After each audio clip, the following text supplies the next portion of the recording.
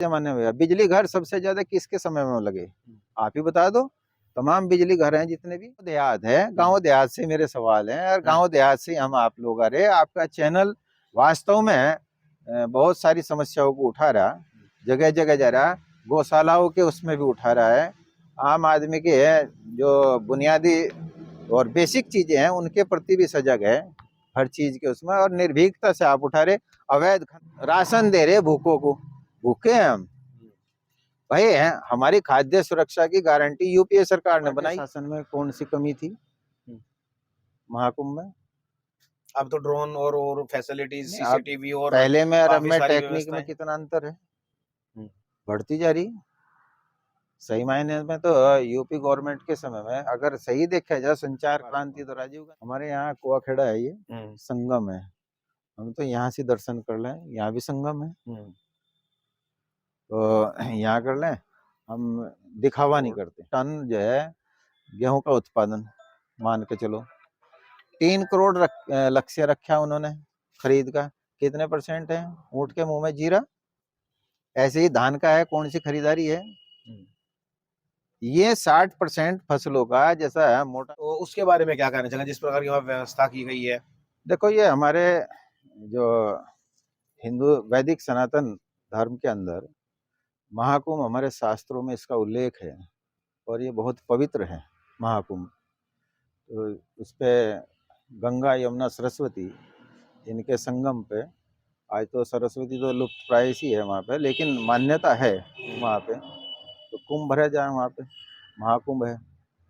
तो उसके लिए तो मेरी सभी को बहुत बहुत शुभकामनाएं, और माँ गंगा यमुना सरस्वती सबके परिवारों में सुख शांति समृद्धि रखे। नहीं, आपने कहा कि सपा के राज में भी कुंभ लगा है और कुंभ के बाद में उसमें भी व्यवस्थाएं देखी गई, लेकिन अब व्यवस्थाओं को ज्यादा उजागर किया जा रहा है कि बेहतरीन व्यवस्था और कर दी गई है।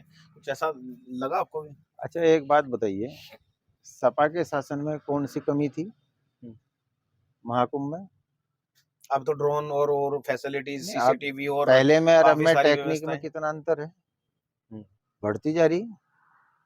सही मायने में तो यूपी गवर्नमेंट के समय में अगर सही देखा जाए संचार क्रांति तो राजीव गांधी लाए, अगर सही मायने में देखा जाए तो। ये तो करी कराई पे है, अपना नाम दर्ज कराना चाह रहे। अच्छा, कई कराई पे क्या? चलो अच्छा, फिर महाकुंभ के लिए आपका क्या है? आप वहां पर कुंभ में जाएंगे? क्योंकि बहुत सारे कह रहे हैं कि जाएंगे कि नहीं जाएंगे, आपका क्या मन है जाने? नहीं, देखो एक बात सुनो, हमारे यहाँ कुआखेड़ा है, ये संगम है, हम तो यहाँ से दर्शन कर लें, यहाँ भी संगम है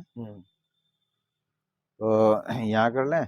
हम दिखावा नहीं करते। अच्छा, दिखावा नहीं करते। दिखावा नहीं करते। यहाँ पर भी संगम। तो चलिए, अब ये बात बताइए, चलो अभी जो अभी तो विवाह शादियों की तैयारियां चल रही है। लोगों जो अभी हमें भी बड़ी मुश्किल से मिले आप, कि सुबह से हम भी इंतजार कर रहे थे। तो विवाह शादियों की तैयारियां तो चल रही है, लेकिन आगे जो आपका जो तैयारियां हैं लगातार, क्योंकि विधानसभा में अभी सांसद के इसमें भी तैयारियां थी, सब तो तैयारी आगे की कैसी? देखो, एक चीज है महंगाई चरमोत्कर्ष पर है, किसान की लागत बढ़ती जा रही, लेकिन उनकी फसल का दाम सही तरीके से नहीं मिल रहा। वही जू का तू है, या उससे कम हो जा। जब उनकी फसल आवे और डाउन हो जा। एमएसपी पे खरीद की गारंटी कानून जो बात चल रही किसानों की, वो इसीलिए तो है। अब गेहूं की है, कितने % खरीद है? 11.5 करोड़ टन जो है गेहूं का उत्पादन मान के चलो। 3 करोड़ लक्ष्य रखा उन्होंने खरीद का। कितने % है? ऊंट के मुंह में जीरा। ऐसे ही धान का है, कौन सी खरीदारी है? ये 60% फसलों का जैसा है मोटा अनाज है। दलहन तिलहन है, दलहन को उसका तेल जो है तिलहन का बाहर से आयात कर रहे हैं। 80-80 हजार करोड़ रुपए खर्च हो रहा है। डॉलर कहाँ जा रहा? रुपया कहाँ जा रहा? आयात निर्यात 55 लाख करोड़ का कर्ज था 2014 में, आज 219 लाख करोड़ पे पहुंच रहा है। अगर हम डॉलर और रुपये के हिसाब से देखें और भी ज्यादा बैठेगा। हम आर्थिक अर्थव्यवस्था में हम तीसरी या चौथी के लिए तो हम लड़ाई लड़ रहे हैं भाई। तीसरी अर्थव्यवस्था हमारी बनेगी। पर कैपिटा इनकम कितनी है? 142वें नंबर पे है हमारा देश। यहाँ पे तो कह रहे हैं जो कि प्रति व्यक्ति आय है क्या हम उनकी जो अरबपति हैं, अडानी अंबानी में 3% है, उनकी आय को सब में तकसीम कर दें? तो यहाँ जीएसटी पे जो कह रहे हैं प्रधानमंत्री का सपना विकसित भारत का, तो वो कहीं आपको दिखाई नहीं दे रहा नहीं, है इस प्रकार विकसित से? भारत का सपना तभी पूर्ण होगा जब आम आदमी, जो गरीब आदमी है, उसको उठाया जाएगा ऊपर। गरीबी रेखा से हमने इतने निकाल दिए और फिर वो कह रहे हैं कि हम वो राशन दे रहे भूखों को।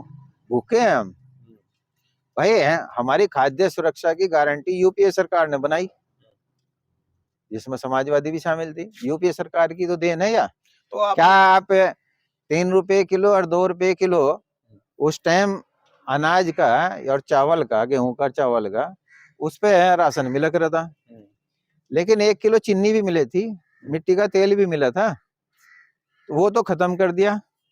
तो 3 क्या रुपए का बैठ गया वो? 5 किलो अनाज 12 रुपए का, 12.5 का, दोनों को मिला के अगर हम कंबाइन करें 25 पंजे 125, यानी 12.5 रुपए किलो। वही तो माफिया, तो वही तो कम किया। अभी तो लेकिन चीनी और मिट्टी का तेल तो खत्म हो गया। अभी तो बाजरा स्टार्ट कर दिया, अभी बाजरा मिलने वाला है। बाजरा कितने रुपए का है? सस्ता। खाने के बाजरा की अच्छा, उसके लिए तेल भी चाहिए, उसके लिए मिर्च मसाले भी चाहिए, मैं किस रेट पे है? आप उन सब चीज को देखो ना, खाद का देखो, अच्छा चौधरी साहब एक चीज बताओ, इसका देखो। अब यहाँ हमें की एक बात सुनो, ये हमें कह रहे हैं किसान सम्मान निधि, अब वो कर दिया फार्मर रजिस्ट्री है, उसको करो जी। कितनों के में आई? अगर हम देखें तो आज या किस्त तो आई कुछ किसानों में, अगली किस्त फिर कुछ किसानों में, अगली सबको दे दी हमने, लेकिन मैं जो पूरी की पूरी किस्तें हैं वो कितने किसानों के बीच में आई? आज तक तो पूरे हुए नहीं सभी किसान। किसान बड़ा है या छोटा है, उसकी खेती की प्रति बीघा तो लागत उतनी आवेगी, उसमें कहाँ जाएंगे? अगर हम गन्ने का, गेहूं का और उसका, धान गेहूं 4,000 रुपये कुंटल, गन्ना हमारा है 550 रुपये कुंटल दे दो, ये 150 रुपये बढ़ाने पड़ेंगे, ज्यादा से ज्यादा 130 रुपये बढ़ाने पड़ेंगे इन्हें। 48 करोड़ कुंटल गन्ने का है, ज्यादा से ज्यादा वो 67,000 का, 80,000 करोड़ रुपए का बैठेगा। 60% पे ये खरीदारी सुनिश्चित कर दे, दलहन तिलहन अनाज, मोटा अनाज, तो कुल मिला के 6-7 लाख करोड़ रुपए का ही इन्हें एक्स्ट्रा देना पड़ेगा सरकार को। तो ये किसान सम्मान निधि भी ले लो, ये सब्सिडी भी हटा लो, यू दे दो रेट। दलहन तिलहन का 8,000 रुपये कुंटल फिक्स कर दो, ये इतना खरीदना हमें, 60% ही खरीद लो ये। तो भाई विकास बाबू, ये जो आपका गांव देहात है, गांव देहात से मेरे सवाल हैं, और गांव देहात से हम आप लोग आ रहे, आपका चैनल वास्तव में बहुत सारी समस्याओं को उठा रहा, जगह जगह जा रहा, गौशालाओं के उसमें भी उठा रहा है, आम आदमी के जो बुनियादी और बेसिक चीजें हैं उनके प्रति भी सजग है, हर चीज के उसमें, और निर्भीकता से आप उठा रहे। अवैध खनन का आप जबरदस्त तरीके से उठा रहे। नहीं, वो भी हमारी अगर देखे जाए तो काफी संस्कृतियों को खराब कर रहा है, जो हमारी व्यवस्था को, बिल्कुल जमुना को खोद के भगा दिया, पूरा नुकसान कर दिया गया। अच्छा, हम एक चीज और मानना चाहेंगे चौधरी साहब, जब इतनी बड़ी चीजें हैं तो इतने बड़े बड़े हाईवे जो निकल रहे हैं, जो मोदी सरकार विजन है, जो जाल बिछा दिया गया है इस तरह का, तो उनसे किसानों की जो जमीन गई है और उनको जो मुआवजे मिले हैं, तो उनसे क्या प्रॉफिट नहीं होगा किसानों को? 208 दिन हो गए यहाँ कड़सी में धरना चल रहा, आंधी चल रही, मुई चल रहा, ठंड चल रही, सब कुछ चल रहा, और ये यहाँ सी हैं, क्या उनकी मांगों पे विचार हुआ? हमने पहले भी उठाई इस चीज को। तो आखिर है हाईवेज निकल रही, बहुत अच्छी बात है, तो आप गए वहां पे? हाईवेज निकल रहे हैं, बहुत अच्छी बात है। शुरुआत किसने करी थी हाईवेज निकालने की? आप बताओ। जो लंबे लंबे हाईवे थे, यमुना एक्सप्रेस वे इसमें निकला था मायावती जी के टाइम में। आगरे से और लखनऊ गिलास रख दो, बोतल भी अगर छलक भी जा, ऐसी रोड नहीं मिली जिसमें फाइटर विमान तक उतार दिए गए, आज तक जंप नहीं है। और बाकी जितने हाईवेज हैं ये सब सपा शासन में हुआ था। ये जो सहारनपुर बाईपास है यमुनानगर से है जो जा रहा, ये सपा शासन में हुआ था। एक और जो बाईपास रिंग रोड निकल रहा है वो देवला से और इधर को यमुनोत्री के लिए, उसमें वो उसमें हुआ था समाजवादी शासन में। मेरठ से और करनाल का ये भी उनमें ही हुआ था। मुजफ्फरनगर से देवबंद और सहारनपुर, ये भी है सपा सरकार में ही हुआ था। बहुत सारे हाईवेज उन्होंने निकाले, तब इन्होंने ये शुरू किया अब। लेकिन इनके हाईवेज में आप देख लो, इसी पर देख लो कितने जंप हैं। सड़क के 2 फाड़ हो रहे हैं। बुंदेलखंड का आपने देखा होगा, धस गई थी। तो ये सारी चीजें आप बना रहे, लेकिन मानक के अनुसार बन रहा है या नहीं बन रहा, वो जांच नहीं हो पा रही है। वो नहीं जांच हो पा रही है। यानी पैसा लग रहा है लेकिन जांच नहीं हो पा रही है। बिल्कुल नहीं हो पा रही है। तो इसमें दोषी हमारे किसको समझते हैं? किसका लग रहा है कि आपको जिस प्रकार के इस तरह देखो, की बात करें? सरकार की जो पकड़ है अधिकारियों के ऊपर, वो ढीली है। जो भी इनसे संबंधित है, नीचे काम करने वाले ठेकेदार हैं, वे हैं, कमीशनबाजी का आप चल ये रहा कह रहे है। हैं कि इस बात की अच्छा, आपने देखा होगा कि अधिकारी के अगर बारे में बात की जाए तो मायावती का शासन बड़ा खास रहा है। उनके बारे में क्या कहेंगे? क्योंकि हालांकि आप सपा से हैं, लेकिन मायावती के बारे में क्या कहेंगे, जिस प्रकार की उनकी पकड़ थी?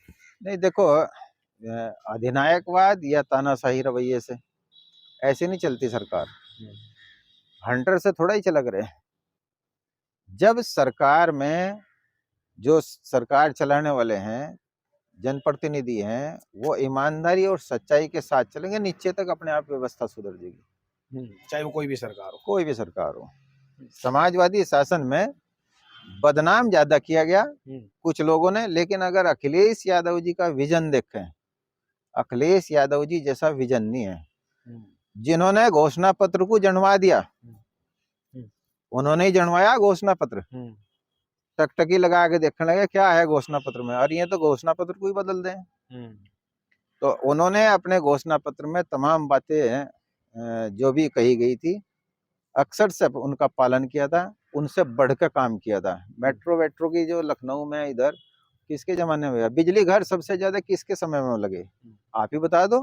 तमाम बिजली घर हैं जितने भी आपका, हमारा ननौते का है, अपग्रेड हुआ, आपका रामपुर में हुआ, नकुड़ में हुआ, यहाँ गंगो में हुआ, और छोटे छोटे बिजली घर जो जितने भी थे, ये तमाम उनके समय में हुए।